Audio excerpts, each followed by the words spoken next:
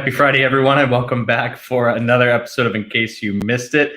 What a week it has been. And we've got a lot of different updates to share with you all around some of the major events that have happened in the world of GovTech. So I hope everyone's having a great Friday and looking forward to an extended 3-day weekend. I think we all deserve one after the week that it was.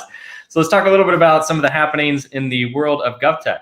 So the first one, hot off the press today, is a good friend of both Joe and I, Jeremy Goldberg, who was the former interim CIO for the state of New York and held several positions. He was under Cuomo's administration as a deputy secretary, but also is really just a seasoned pioneer and innovator in the world of GovTech. Has moved to Microsoft now, and we have a new interview with him up on GovTech today that is actually kind of a great retrospect as to some of the happenings and some of the innovations and kind of what he's learned along the way in his various roles inside of state and local government. So we'll be excited to follow Jeremy's new move into the private sector and how he works with government agencies now globally on a lot of these innovations and kind of codifying those things going forward. So I encourage you to check that out on govtech.com.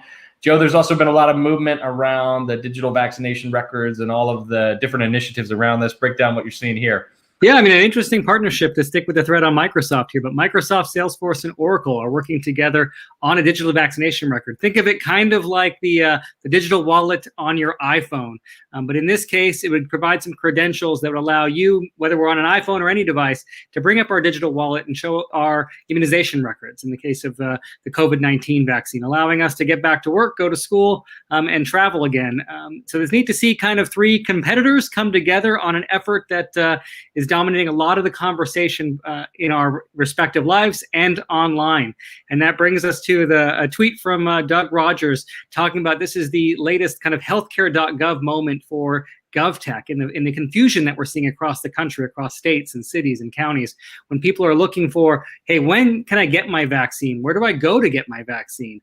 When am I eligible to receive it? And unfortunately, we're seeing those individuals run into problems, whether that's error messages like you've got up on the screen now, or just people scratching their head wondering, when the heck am I going to find out when I'm going to be eligible to receive that vaccine? So hopefully we'll be able to avoid the worst of this as we continue to see collaboration like the partnership that I just discussed.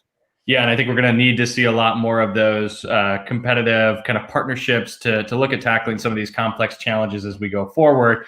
Partnership is definitely a theme for 2021, and we're seeing a lot of new consortiums also emerge, like StateRAMP, which is now a new state-focused effort to take pieces out of the FedRAMP standard and apply what is most applicable to that at the state and local level. So the goal is really to create kind of a state and local equivalent of that.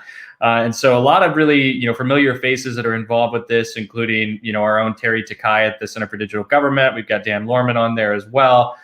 So I think where this is at now, I highly encourage you to check out kind of some of the initial standards and documentation that's been put forth by the steering committee.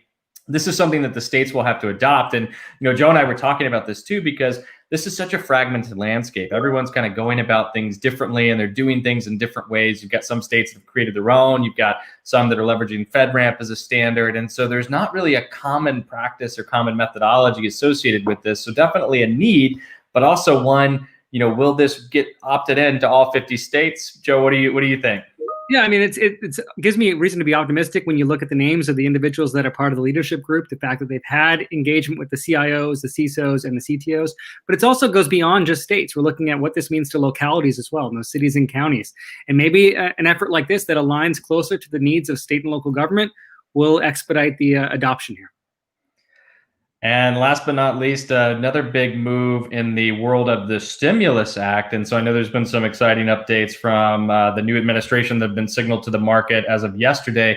Tell us what we missed, Joe. Yeah, I mean, great briefing yesterday by President-elect Biden on his next round of the stimulus, $1.9 billion, which will rival the CARES Act in terms of its overall size, but a lot of things here to like, whether that's the $350 billion in state and local fiscal relief and aid to offset those deep cuts that we may see to state and local budgets, to the $170 billion to reopen K through 12 and higher ed. But not just that. Earlier we were just talking about testing and vaccines. You can see here $20 billion for a national vaccine program, $50 billion for COVID-19 testing. And And that doesn't even get into the additional rounds of stimulus payments, extended unemployment, a new federal minimum wage also tucked in there as well. So there's a lot in this $1.9 billion, but there's certainly some big things that we're going to be tracking, including that funding to education and to state and local government. So, I mean, a pretty busy week, right? I mean, you look at the $1.9 billion, you look at the efforts that we're tracking on the vaccines, and we're just, 10, 13 days into this year. It's moving quickly. There's a lot to like in terms of the next round of stimulus that we'll hopefully see here shortly, and some confusion around the vaccines that hopefully will get ironed out as we see more groups work together. But until then, join us next week, same place, same time. Everyone have a wonderful long weekend. See you next week.